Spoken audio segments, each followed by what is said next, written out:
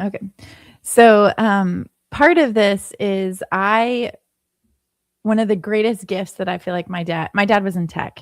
But the greatest gift that he gave me was like, he let me just go wild on a server. This is like late 90s, early 2000s. But like Like I command just line? no, I mean it was like this old I didn't even remember what the website was called, but I just like figured it out. It was like, oh, it Whoa. was like Sanji Web. I'm like, I don't even know. It does not exist. Janky interface. Domains were $1. Maybe that's where I started my obsession with purchasing domains. They were $1 a piece. But and like he had bought amyheywood.com like forever ago. And so I would just went wild. Like I could build whatever website I wanted. Like I Mhm. had Dreamweaver front page. I mean, we had all the tooling. And so I just think about that now and how that set me up for success and just being able to play and like being okay with breaking things. Like it didn't matter. And so I've thought about that with my kids, especially with AI. I'm like, you can build whatever you want. You don't even have to be like, read this book first. Yeah. So, anyways, I was telling Brad and Chris pre-show that I just set my son up. He's 11 with a Lovable subscription. So he's building his own app right now. He's asking me questions. But I mean, like, even teaching him, like, what's a good prompt? Because he was like, just build this app for me. And I'm like, well, it helps Uh-huh. if you like give it more direction and things like that. But Brad, I know you've been doing like electronic projects and all kinds of stuff with your kids too.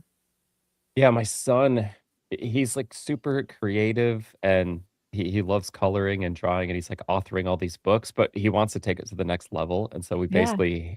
we're like kind of anti-technology in this house, which I think we need to start changing, right? Mm, Because technology is the future and always will yeah. be. And so we gave him Canva to be like, yo, now you can kind Mm, of design yeah. and create whatever you want. And then for his birthday, I think we're gonna get him like one of those programmable robots that you can Oh, like it's got yeah. a camera, you can move it around, you can Oh, like tell it to amazing. I've do a been bunch looking of at some of those. routines. It's all And built I with just Scratch, right? it's all built with Scratch or visual programming languages. Yeah. So like we want to start opening that door to him. And I think we're actually gonna put him in like some kind of STEM Yeah. extracurricular activity so that he can keep exploring this kind of stuff because he's got it. He's got the Yeah. engineer brain, he's got the focus, he's got the creativity for it all. Mhm.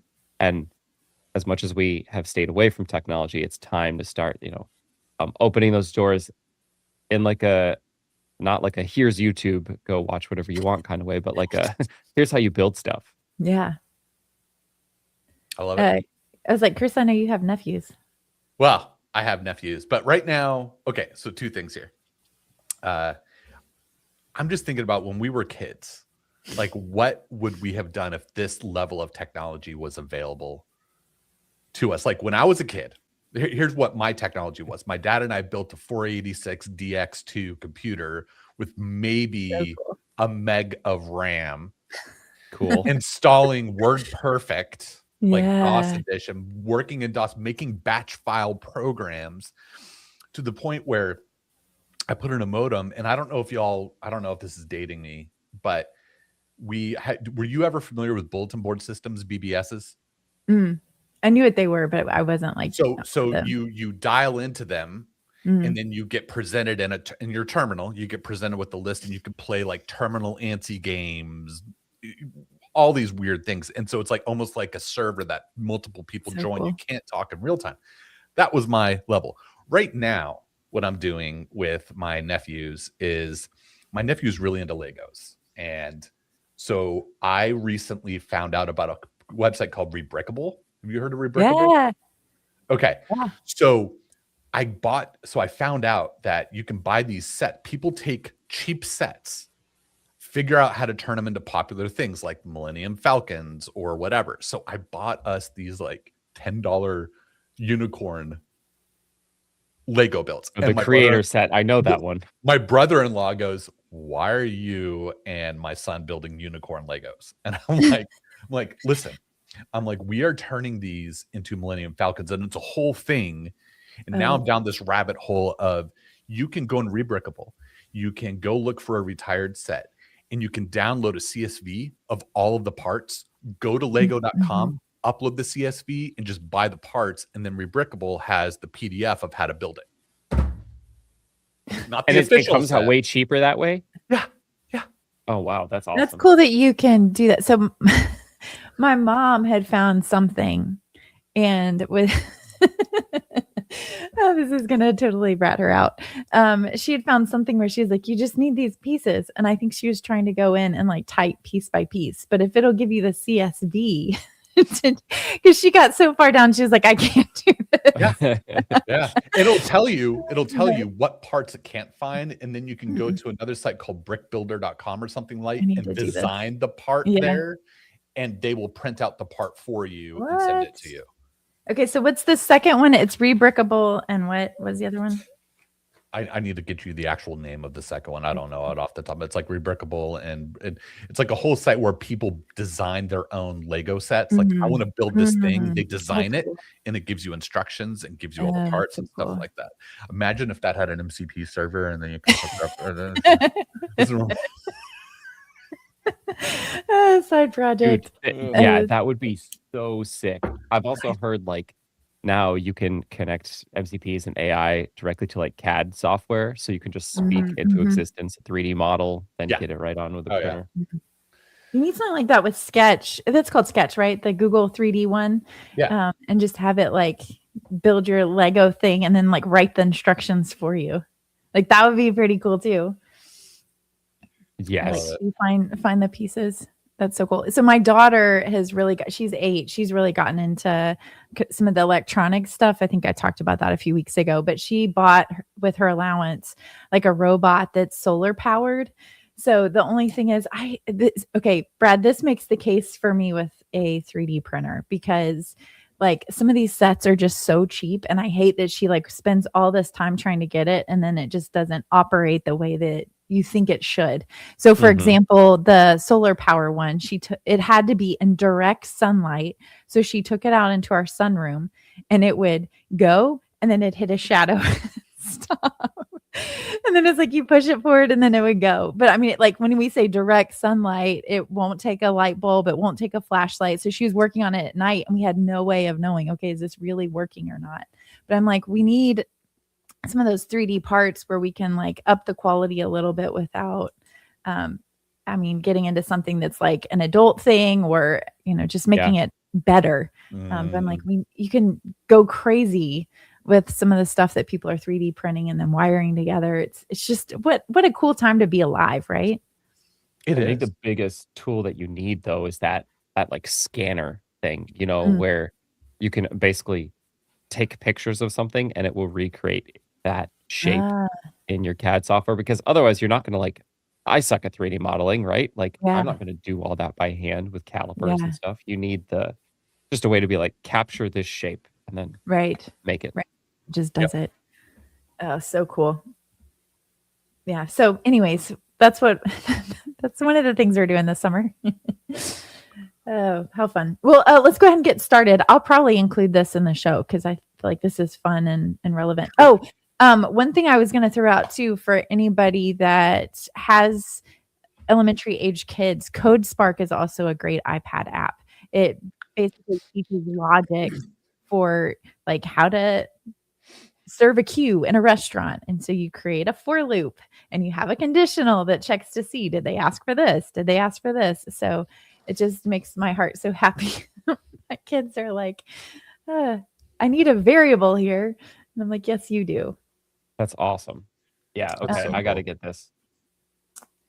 Okay. I have more to say on kids and technology, but I'll save it. Okay. What's up, everybody? Welcome to another episode of Compressed FM, a podcast all about web design and development with a little bit of zest. In today's episode, we're going to be talking about our productivity stack. And I don't know about you guys, but with AI, often I feel like it is outdated, but I've also been reaching for more outdated tools. So I can't wait to get into it. Web development and design, who would have guessed? Well, we can do them both, even add a little zest. So turn up the volume, get ready for the best. Let's get it started in this episode of Compress. Hello, my name is Amy Dutton. I am a senior design engineer at Cloudflare. Hey y'all, my name is Brad Garapi. I am a senior software engineer at Cloudflare. And my name is Chris Nowicki. Hello. I am a developer experience engineer at Commerce. Okay, so we're all chuckling about Brad's title. Brad, go ahead and break the news. I changed teams, not companies. I changed teams at work. And it's exciting. I don't know what to call myself yet because I haven't really started. We've had some first like initial meetings this morning, and yeah, it's exciting to start at a new project in a new area. You have a new team glow on your face right now. I don't know if that's New because team you glow, washed yeah. your face or use some nice No. moisturizer, but That's Um, because I was walking on the treadmill for the Routine. introduction meeting, and I just got done with that meeting, so I'm like a little, "Ooh, it's hot in here." I need to get one of those. holy, that's a big mug. The syntax cup. It's huge. He's like, I'm you like, "Here, allowed let to me-" use that? That's small. I got a mermaid cup is mine. There you go. That's Tuesday, y'all. It is Tuesday after a long holiday weekend. Yeah, that was a nice weekend. It was nice. It was So wonderful. this is kind of going to edge into my picks and plugs, but one thing that I've got a little crazy on is the board games. And so we played board games a lot this weekend, which was fun, and just cards with the kids. So there's a company called like Grandpa Beck. It's based on the card that comes in the game. I think it's like this grandpa that just started his own game company. But he has some really fun games. There's one called Skull King that is kind of like a Spades Hearts Flare. Oh, cool. So you're bidding on your trick, but it's all pirate themed. So my son and I had fun playing that, and he picked it up really quick, which I don't know. I just feel like Rook and Spades and Hearts are a little bit next level, but we had fun playing that together.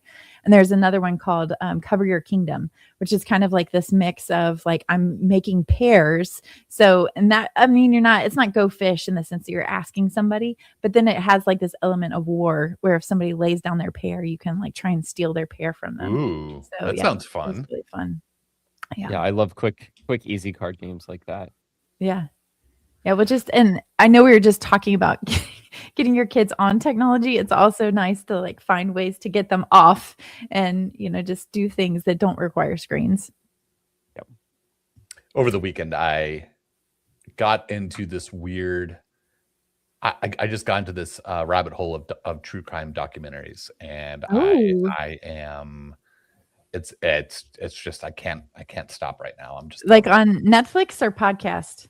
Netflix. So I watched the one on the crash. I don't know if you've heard of that one, the crash. We just watched that one. Okay, the now one that with you the watched high that schoolers? one, huh? Is that the one with the high schoolers? Yes. Yes. Okay. So I started to watch it and I was like, I'm gonna have to come back to this. Yes, but there's two other documentaries of the same thing. So there's one on Hulu where it's like season 4, episode 6 or something like that, where they have a little bit more detail. And then there's one on HBO Max and Hulu called Mean Girl Killers or something like that. And it goes into her in that episode. So like I went down this rabbit hole. And then of course you watch one thing on TikTok, and the next thing you know, you get all these recommendations. So I'm screenshotting all these recommendations, and I'm like, I'm in a weird rabbit hole of true crime, and I'm not upset about it. I have to pace myself because I'll like watch a bunch and then I'll start having crazy dreams. I'm like, okay, I'm gonna take a break. Yeah, I like my wife likes to watch them, and she just watched this other one about Elizabeth Smart, and I'm like, how do you Yes. watch this stuff? Was it interesting? Sure, but like it's just too many bad thoughts in my brain, Yeah, same way. My wife came home and she's like, are you watching? Like, I didn't watch it with her. She's like, I don't want to watch it, it's too depressing. I want to watch, like, she likes watching true stories where the positive is there's a positive outcome, Sure. not like a depressing, like, well, these kids are dead and it's horrible. Oh man. That's fun. Yeah. Well, and I enjoy reading that stuff, but I mean, same thing applies. I'm like, should I be afraid that the author came up with all these things about perfect murder and some of that stuff? Like what goes on in your head? Mm-hmm. Okay, so on topic. We were going to talk about productivity stuff. And I think, Brad, you and I have talked about productivity. I know we've had a couple episodes dedicated throughout the years, or we'll throw in different things. But I know this is something Chris is passionate about, but I've also just found my stack shifting a little bit. And I know a lot of it has to do with AI and just a lot of the things that you have at your disposal now. So I was just curious, like what is everybody's system? Oh man, that's My- a loaded question. My system has been the same underlying stuff. It's everything Apple. So Apple reminders, Apple Calendar. That's how I manage like all to-dos. But what I found myself doing is that when I actually work on like a technical project now, instead of making an Apple reminder for like specific things I need to do in a project, uh I'm just like spitting everything out into like a markdown to-do list with AI. So like I have this Mhm. big whole conversation and I come up with this giant plan and it's all in phases and has checkboxes and Mhm. work through that one at a time. And so now my Apple reminder is basically just like work on this project. And then you just open up, your agent harness, Yeah. read in that markdown file and keep working that list. Yeah, I feel like I'm split right now. So for like the last 5 or 6 years, I've run my life out of Notion and I just love having everything all in one place. I'm not sure if I've migrated away just because the companies that I'm working for aren't using Notion, or if it's because Notion has become more bloated with AI features that I really don't care about. It also just feels sometimes like a lot to manage, where I'm like, I just want to write something simple versus like trying to file it and tag it and make sure it appears in all the right places. So I've actually put more of my personal to-dos in the Apple reminders. And the things that I really like about that is you can now mark it as urgent so that it will remind you at a certain time. So I love having that notification.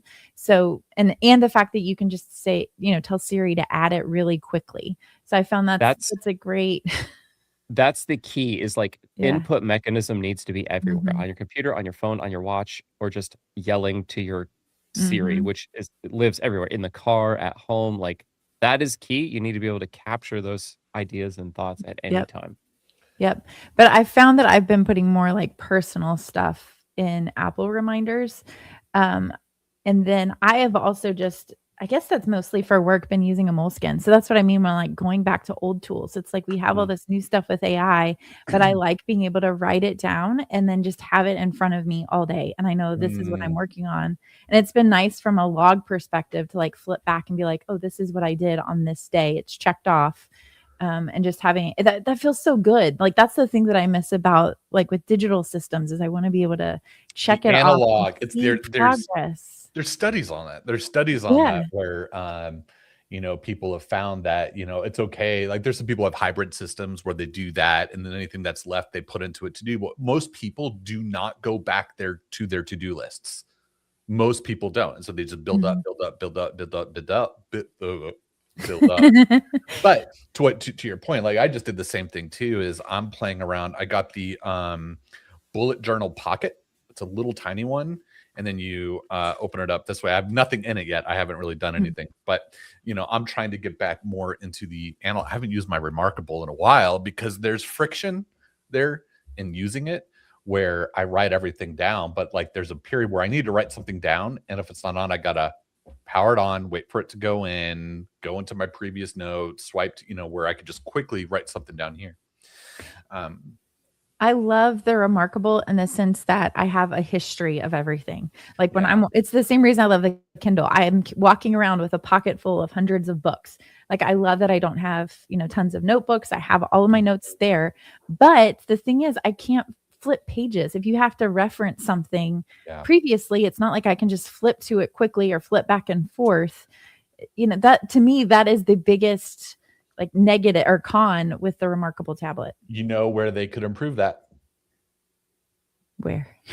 They can create an MCP or a CLI. Yeah. And then next thing you have context. But I think it's to what you've said, Amy, and to what you said, Brad. My context comes from a perspective. My brain is wired. I have ADHD, right? And I've never used it as a crux in my life. Like I do fine. I had a career. I mean, I'm doing okay. But I think my brain loves process, and it Mm. loves, and I get so focused on the process that I spend time developing a process rather than actually being productive, right? So I get lost in this trap. And I've been going down not a bad rabbit hole lately, but going, how can I minimalize my stack? Meaning, so many tools like Notion is out for me. And the reason why is because, not because it's a bad tool, but I get stuck in the database dashboard creation and refining and refining and refining, right? So that's out the window Mhm. for me now. And I recently, like you, Brad, I went into I'm going to use Apple Notes. I'm going to use reminders and for my task list. And I wish they would change that from reminders to something else. But anyway, it is what it is. And you can do everything with Siri. Claude, there's an official Apple Notes plugin to Cowork, by the way. So you can create a connector there to organize your Apple Notes, which is great. Here's the friction that I have. And this is where I'm playing around with some tools in my process. Is one, with work, everything I'm doing now is in Linear. So if it's work related, I have the Linear MCP installed in Claude Code and my Claude Desktop, and it's phenomenal. Like, it's phenomenal with what it could do. It's great. If I am working on a feature and I go and I come across another bug, I can like, hey, create a Linear issue for me in this project. Boom, it does it, and it does it, and we continue to move on from it. So that part has been wonderful for work. My work computer is using my Apple login, so I get my personal reminders in there. And I've really been trying to keep to that. I have been using Things 3 just for like my personal projects, but there's a friction there. And again, I think I'm moving that all into Apple Reminders, because Reminders can do Kanban style views as well. Okay, so now it's the Markdown issue. This is the part for me. Like, I wish Apple had a native Markdown tool where you could write in Markdown, and almost like Bare Notes, you could export in rich text format, HTML, whatever. And a lot of the stuff that Claude pushes out for me is Markdown notes. Like, I kind of sometimes want hey, I want to tackle this later, and I don't want to go through a resume and find all the things. Can you put this in a Markdown file for me and put it in the downloads folder? And I know a lot of people are using Obsidian alongside Claude and say, put it in this folder. I recently came across a new tool that I am playing with for a month. It's called Teleria. And it's a open source Markdown product where has similar, there's no plugins, there's nothing like that, but it hooks in directly with your Claude. So if I have Claude, I can hook it up, and it has a built-in chat to talk with my docs, but it has a built-in MCP server. So what I can do is, inside of my thing, I'd say, instead of saying put it in this folder, I go, hey, Claude, create a Markdown note for me in Teleria and give it this label. And it'll put it in there, and then it lives on my computer as a vault, just like anything else, and has built-in GitHub integration, making it really easy. Whereas in Obsidian, you can still do it. It's fine. You just have to do a couple extra steps. This is native that piece. And so I don't know how I found it. I came across it, but that's the flow. There's a friction point in, what do I do with all these Markdown files? And how do I make sure I have one place to go to for everything? So that notes piece was confusing for me. Like, where do I capture all of my bookmarks? Like, I'm constantly browsing, right? And so where do I want to go for my read later stuff? Where do I want to go for this? And then I get overwhelmed, and then I just don't do anything. Yeah. I still want to dump all that stuff, I think, in Notion. I'm just not referring to it as often. I have tons of tabs open right now and things that I've bookmarked within Chrome that I'm like, I just need to, like at work, like I just need to move that out because I want to go through and revisit it. But right now it's just taking up memory. You know, I need to, and I want to go through it, but it's like to me, that's the rub. That's the friction, is when you find something, you don't, in my mind, I'm like, yeah, you don't have to read it right then, but you want it to read. Oh, come on. My camera went out. You don't have to read it right then, but you want it to resurface when you do need it. Yeah. I wonder if now with AI, is it smarter to just build each of these things for yourself. You want your own, like, because basically you need the data, persistent storage, and an MCP server for access. Yeah. Oh, Amy's out. I'm back. If you Sure. can have those three things, you now have everything you need. Raw storage, persistence, the app can live anywhere, and you can query it with natural language. Now, this is probably the exact opposite side of the pendulum that we want, where we say, oh, I spend too much time toying with my setup. Might as well build the entire thing from scratch. But at the same time, it's completely customized personal software that is accessible in the easiest way possible. Yeah, I think we're finding that a lot. A lot of people are building their own tools for what they need specifically, and then either making it open source or sharing it as like I think about what Aaron Francis did with Solo. I mean, he made it Yeah. for him at first. He saw he had a problem internally, and it gets me to that point too, where we used to put all these things in different folders, but now if you can have a natural, like, why not have one folder of all your markdown files and just use the AI chat to find all the things you need to find. Right. Taking away a friction of that obsessive, like with me, I can quickly get into an OCD moment of organizing. Like that's something for me that I have is because it helps me feel like it gives me a false positive reality that my brain is organized. So I organize everything. I'm like, I'm going to get rid of stuff, purge stuff, organize things, move things into folders. But at the end of the day, it doesn't solve the problem of using it as a second, a knowledge brain, a second brain system. And I at the end of the day, you're not necessarily looking for a note. Oh my gosh, I almost spilled my water. You're not looking for a note. You're looking for that piece of information. Right. So you do Mhm. like I write down like what breakers are connected to what outlets in my house or whatever, and like I'm not necessarily looking for that note. I'm looking for the answer to this specific question.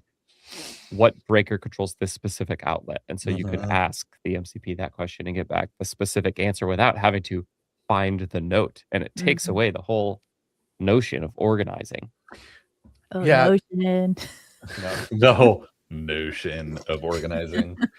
I mean, I think when one piece I'm trying to solve right now, and I don't have an answer for it yet, but I'm playing around with is, Amy, I think when you save your links from things you want to watch or read, you're using probably a clipper that puts it into a specific database for you with the status of blah, blah, blah, blah, right? And then you can go into it later and do whatever. There's a few apps out there like Readwise, but that's a paid app. Which is kind of annoying. Like I don't want to have to pay for that. And, you have to log with your Amazon account, whatever. The second one is something I've been playing around with is a read later app called Matter, Matter. And they recently came out with a CLI tool so that LLMs can read from it. And so you can just you can put whatever link you want in there and be like, hey, I just added a link in here for watching this. Can you bring that up, or give me a list of things that are on my watch later, right? The third app that I'm looking at playing around with that I used to use this a long time ago, and now I'm looking at it again, it's called raindrop.io. Just a great place just to store things that are not necessarily notes, but they're things you want to reference later. I just wish you could have that integrated into Apple Notes somehow, so they all live together in the same ecosystem rather than living in separate places. Yeah, I think that's why I'm still like holding on to Notion for more long-term stuff.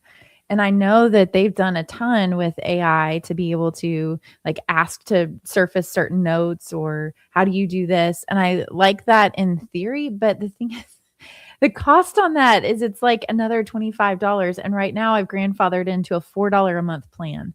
And I'm like, I don't want to be in a situation where, yes, I upgrade for your AI features. And then as soon as I decide I don't want it, or I can't go back to that $4 plan. So that actually has me locked in and not wanting to try more of their newer features because I don't want to lose the tier that I'm on. I don't know. It's just, kind of strange. But it's like we're paying. So that's the other thing I can't get over is I'm paying for so many AI tools right now. And just trying to consolidate a lot of that stuff. I hear you. From an AI standpoint, I know you've mentioned Cowork or Claude a couple of times. Are you doing a lot of scheduled workflows or things like that?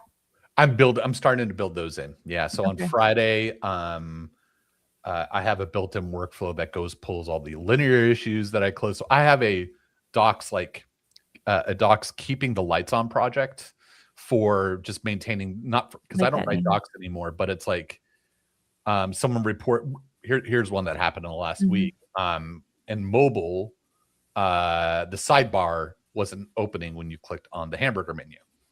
Like, not too many people use doc sites and browse APIs in mobile, but some people do.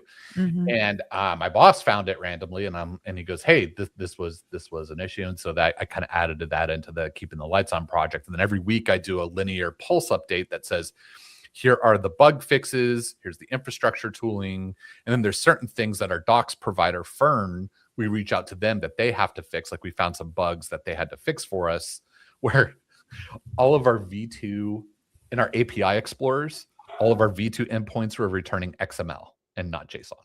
It wasn't, and so we got a lot of feedback on that. And I was like, oh no, like, and this is something that we can't control because we have it as the default in the header application JSON. It just wasn't honoring it. And so there's things like that I'm tracking there. I forgot what I was saying, but yeah. I do love, and I think stuff does fit into linear. I do love linear. So for side projects, I've been using that. So I think, kind of the thing that you've touched on a little bit is that MCP server. And if there's a way that Claude can kind of be that connective tissue to be able to pull all those things together. So it's like, yes, I'm complaining about things getting dispersed, that I now have stuff in Notion, reminders, and linear on paper. Now, granted, it can't take care of the paper issue, but it can pull all those other things together and it can surface it. And to me, that's like the ideal productivity thing. You don't have to read all the articles. You don't have to keep everything in your brain. You just need it to be resurfaced when you need it. It's all about timing. Yeah. I think here's go ahead. I was going to say one thing that I've been loving about linear. I'm not like, I guess that might be my plug for the day. But is now I can do all my issues for it and all the projects that I'm working on. I could do my updates. I could keep track of all the things, custom views. But now that it's linked to GitHub and my docs repos, when people submit a PR to be reviewed, I can review the diff, review the PR, approve it, and even merge if I need to, all from within linear. And it's beautiful. That's and it's amazing. I haven't set all that up.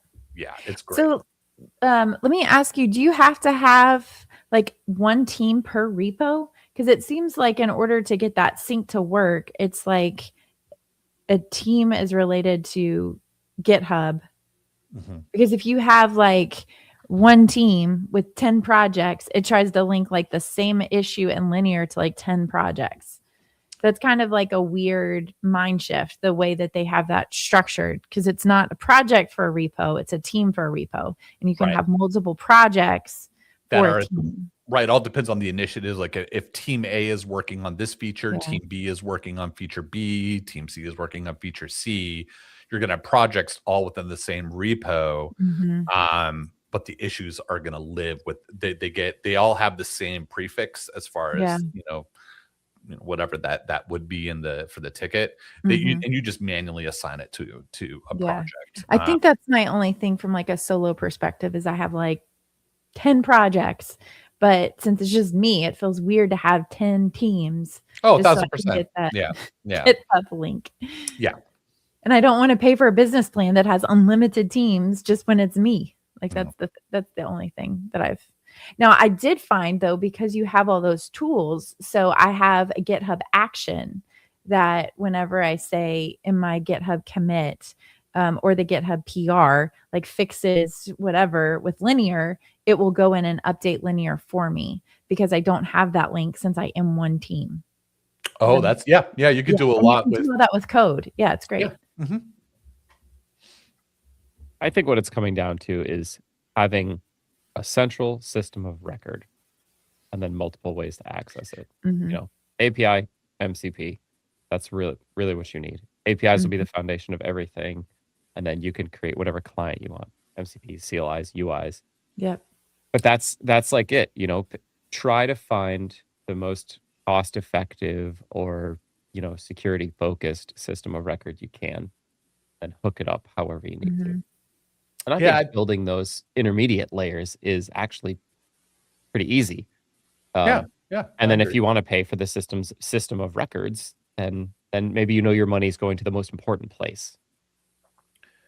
I think it comes down to, I want to go back to what you said at the beginning, which I liked, Brad, is you said, I've had the same underlying process, regardless of the tool. Yeah.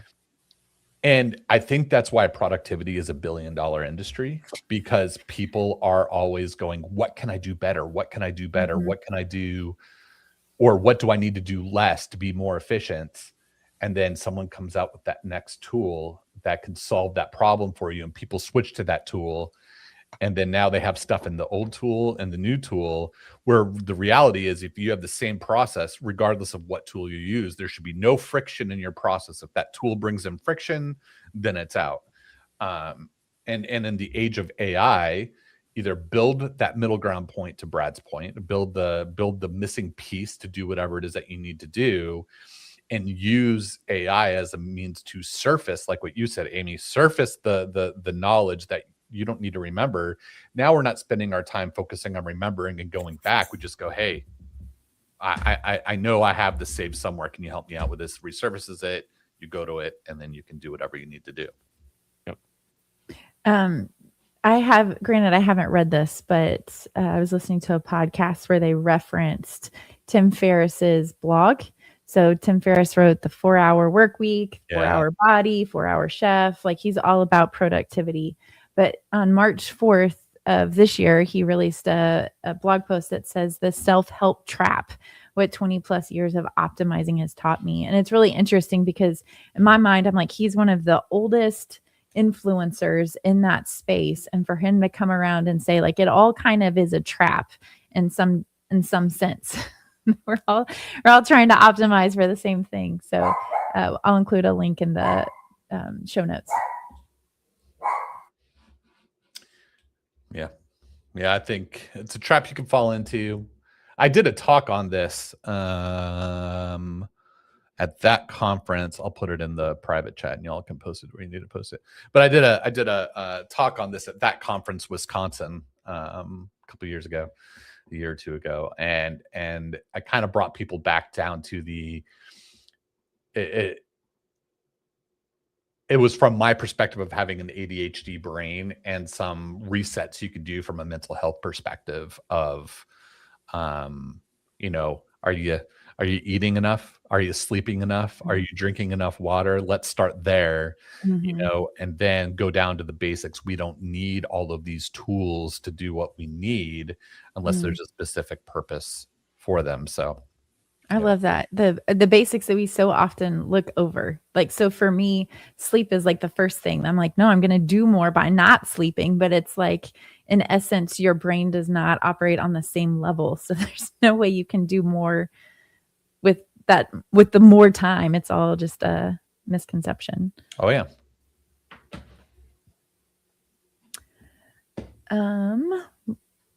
I think that's a good segue into, though, like, from a mental health perspective, like, in the age of AI and the shifting volatility of the job market for software developers, how can we keep a strong attitude and mental health perspective, but also advocate for ourselves in today's environment?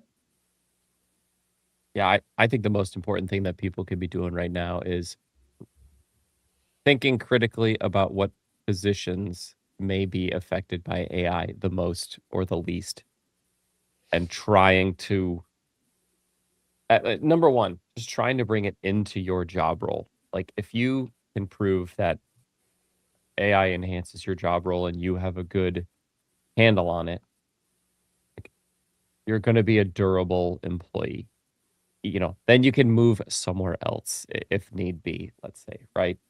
Because all too often we're seeing layoffs around very specific roles that they seem to be a little bit targeted around certain roles. And so, yeah, you got to ask yourself, like, where am I today and where do I need to go to, like, stay relevant in tech? I think there's fear in a lot of people. I mean, I mean, obviously y'all are at Cloudflare working on the leading edge of AI right now. And I think there's a lot of people who are still at that friction point of like really afraid to adopt it because they think when they adopt it, they're going to ultimately replace themselves.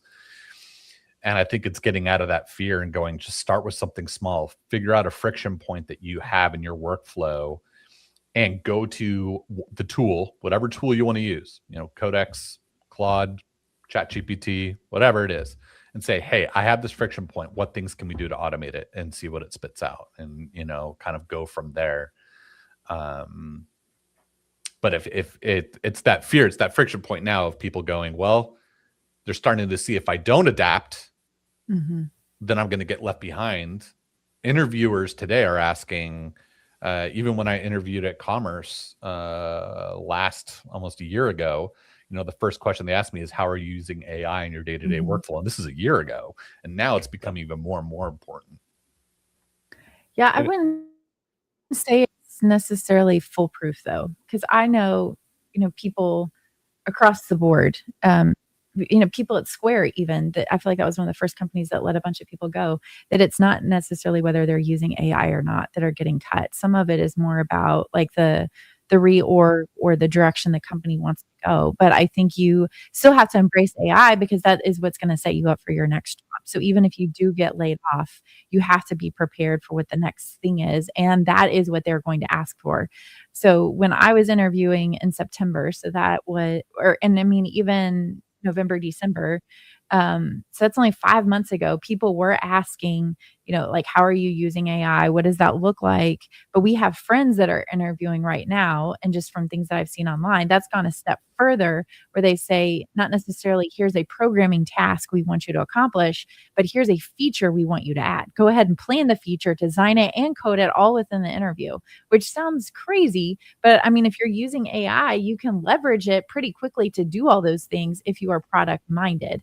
And then I was listening to an interview that Matt Stouffer did with Kent C. Dodds, talking about becoming the product engineer. And that was interesting because he was talking from an education standpoint. Historically, he's taught like JavaScript testing, the joy of React, like all these things that are more nitty gritty.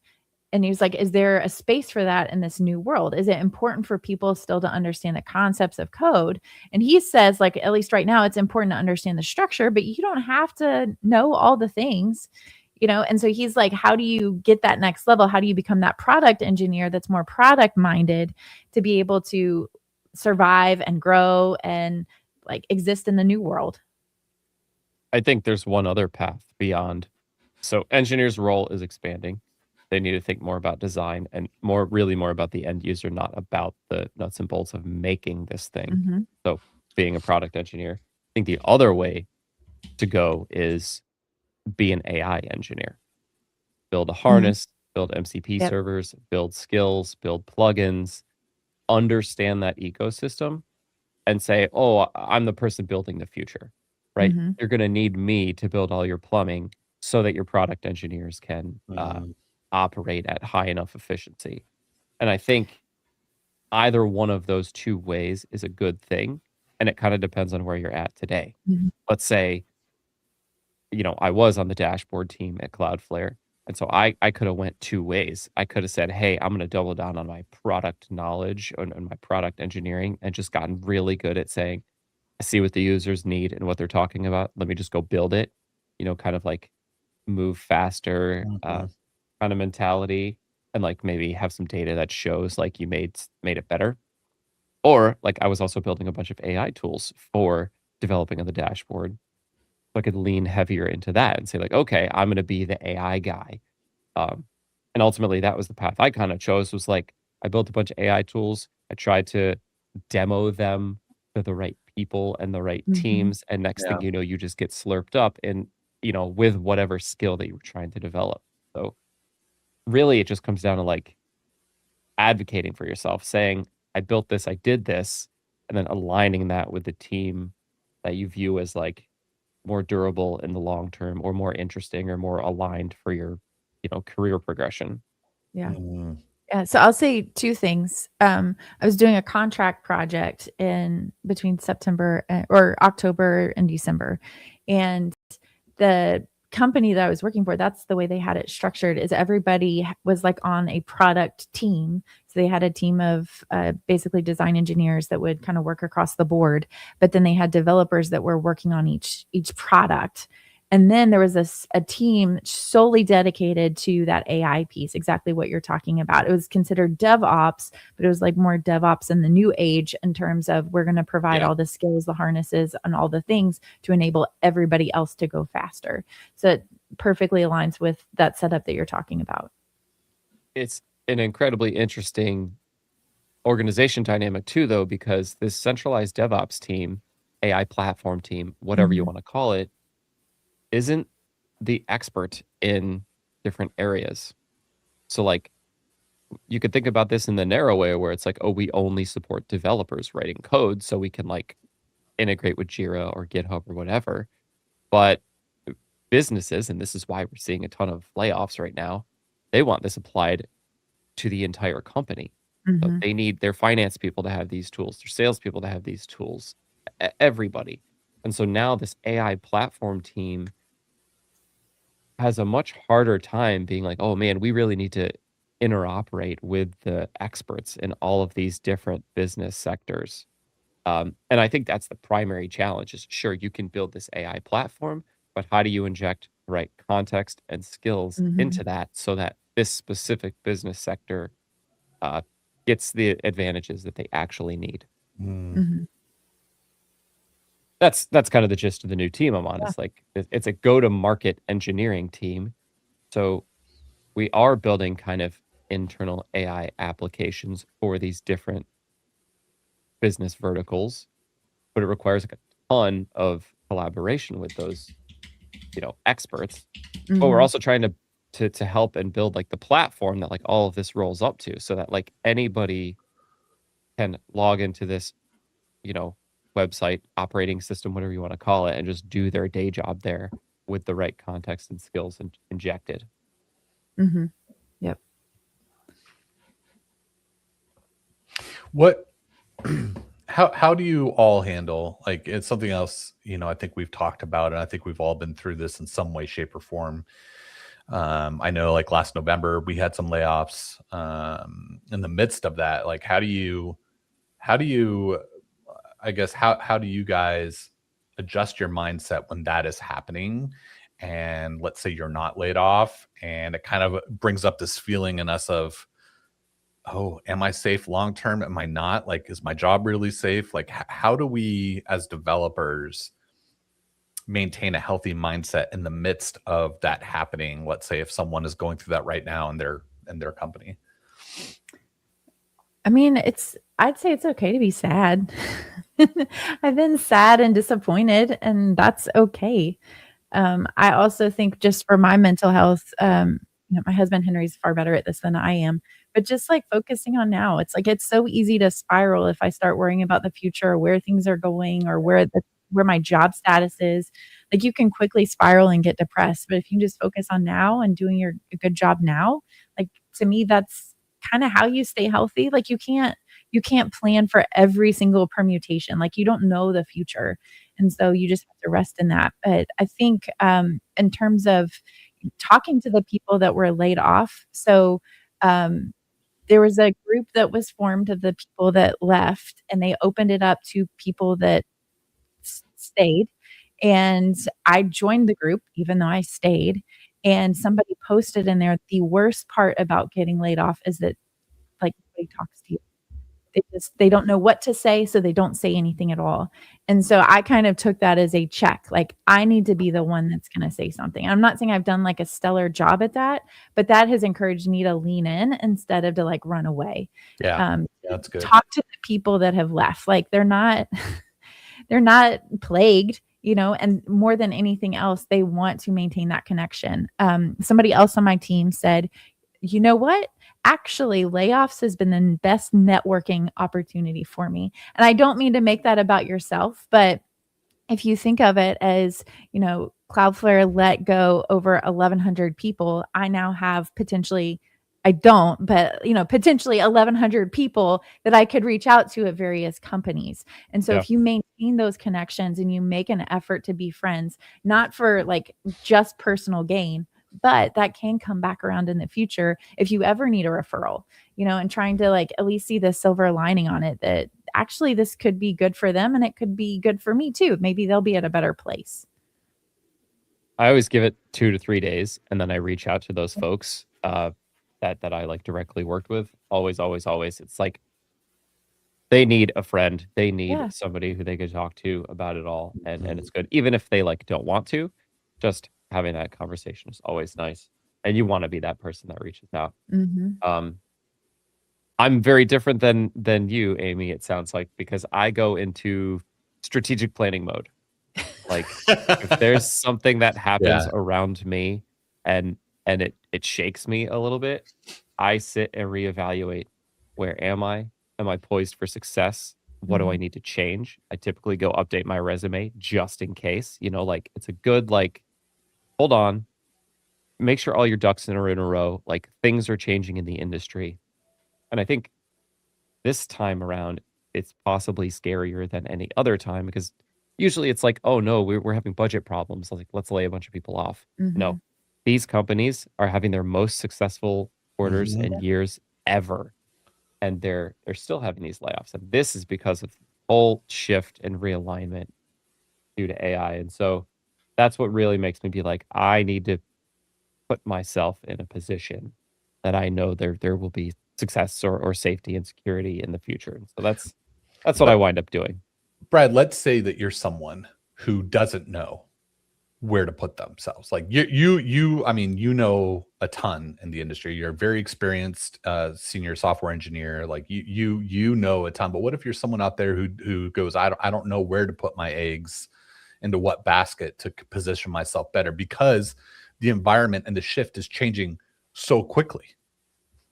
Well, I kind of mentioned it earlier. Like the problem of building AI systems and platforms is finding domain experts. And if you think your job is at risk for AI, well, then become a domain expert in applying AI to your job. And if you can jump out ahead and say, like, I am the person who knows how to get my job done with AI the best, then you're going to be valuable to the core of the business. Mhm. Phrasing it like I can just move faster is good, but maybe, I don't know.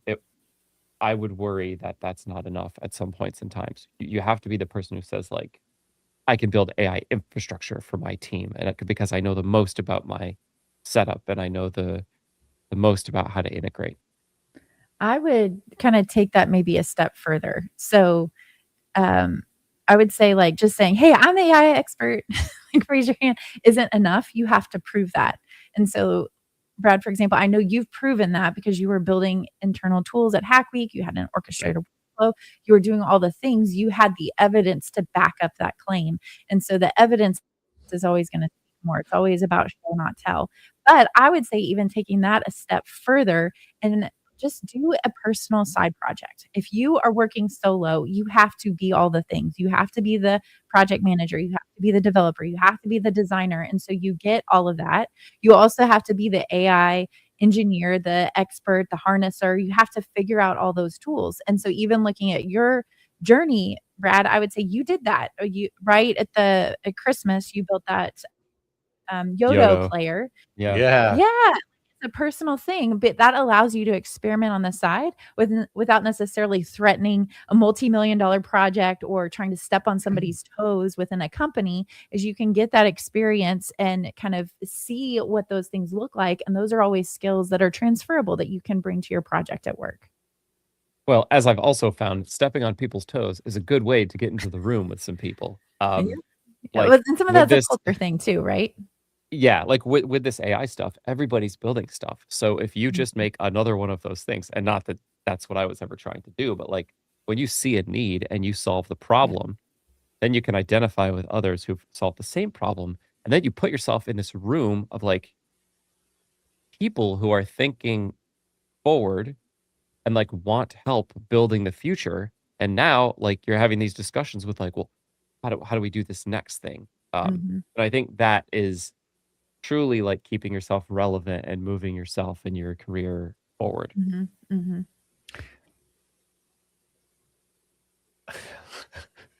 When Chris. there's so much here to unpack. There's so much here. I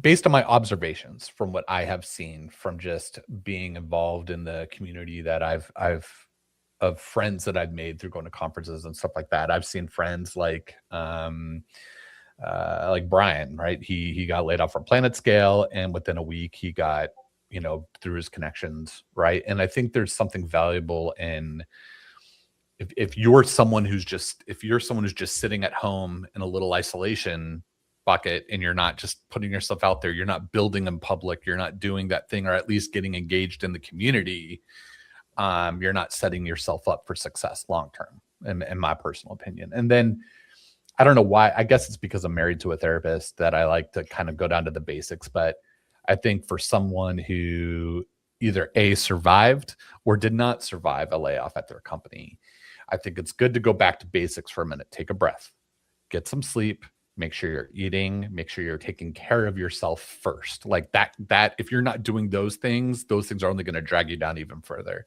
And then from there, taking the advice that Brad has given and that Amy has given to start building in public, making those connections, doing those things, getting engaged in the community, because when or if things change, you want to have people that are going to be there to support you. Like I know I got you all, I got our community on Discord, I got people that I can reach out to, not to say give me a job, but to say, y'all, something happened. I need just your support through all this. And I know that I got people to do that. So I think build a support system, go back to the basics, build in public, start figuring out how you can use AI in your job, not even maybe to become an expert, but what can you do in your day-to-day job to start evolving that so you can speak to the use of AI when the necessity comes to you, and then have that compound and build like a snowball to where you're becoming more and more efficient and knowledgeable, and you can speak as more of an AI expert in the domain that you're in.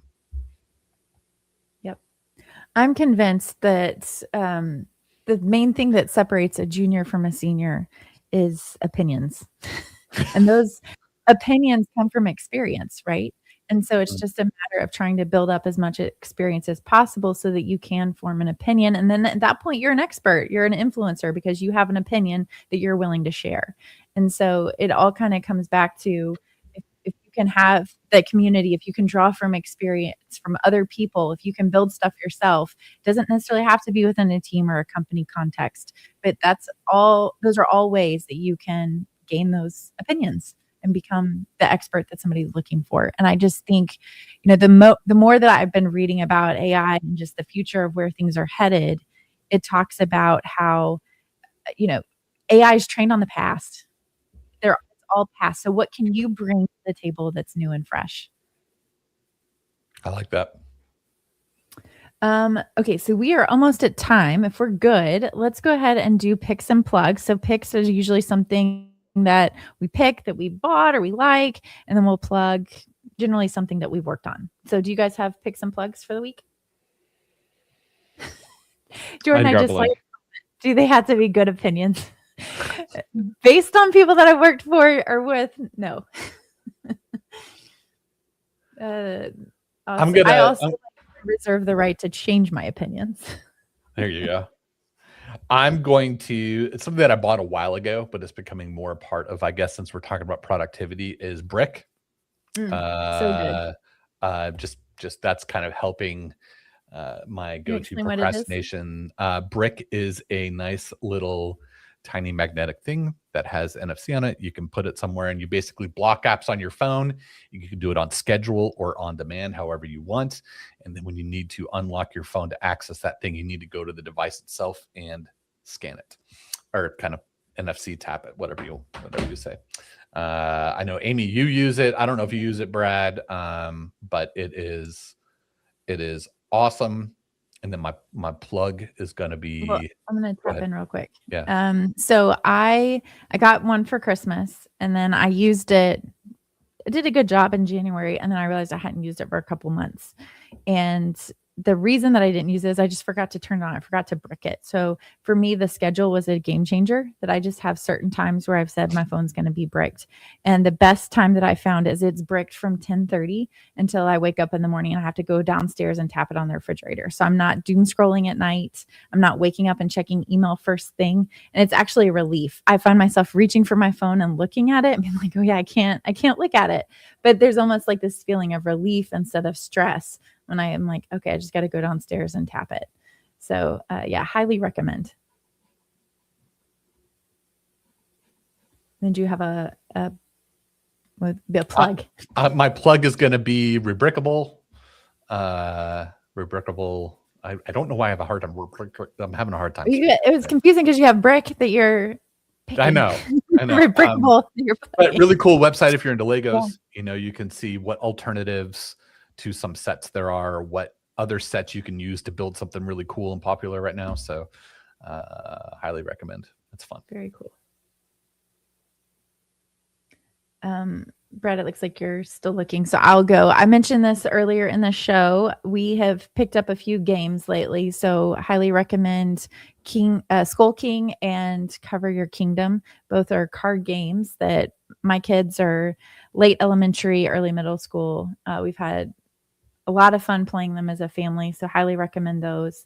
And then instead of plugging something personal, I'll also do another pick. I don't know if I mentioned this before. I may have mentioned this last week, but it's fine. I'll pick it again.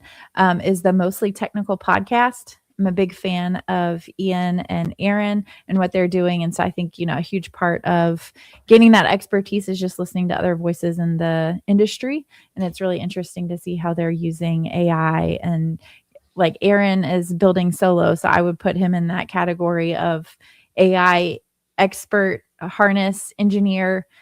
So it's interesting to see how he's trying to solve all those problems. So highly recommend if you're looking for voices that you are trustworthy.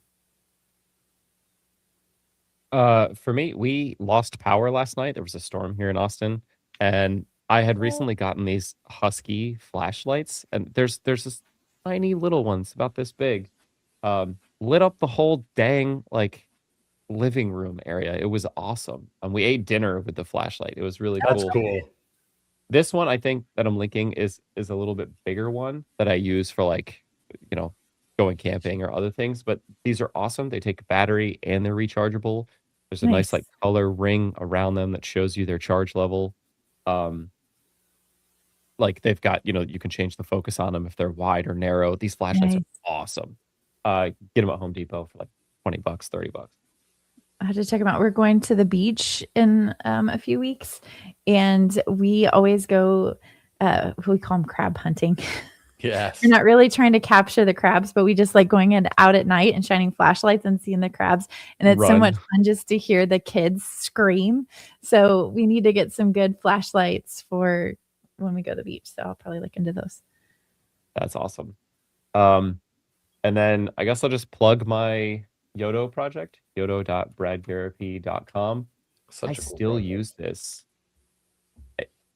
Every time my kids need anything done with their Yodo players, I've fixed a couple bugs that some people have reported.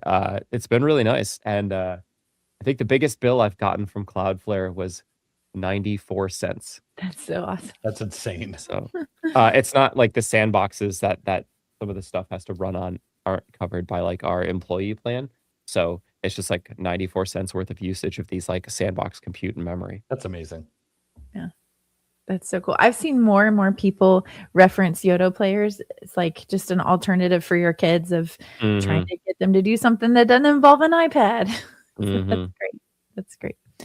Well, thanks everybody for listening in, for joining us in the chat and listening live. If you are listening later in your podcast catcher of choice, Chris, you're getting to me. Please leave a rating and review. For now, that's all we've got. I'm going to go ahead and end the stream. Jordan, appreciate you. Post in a few comments.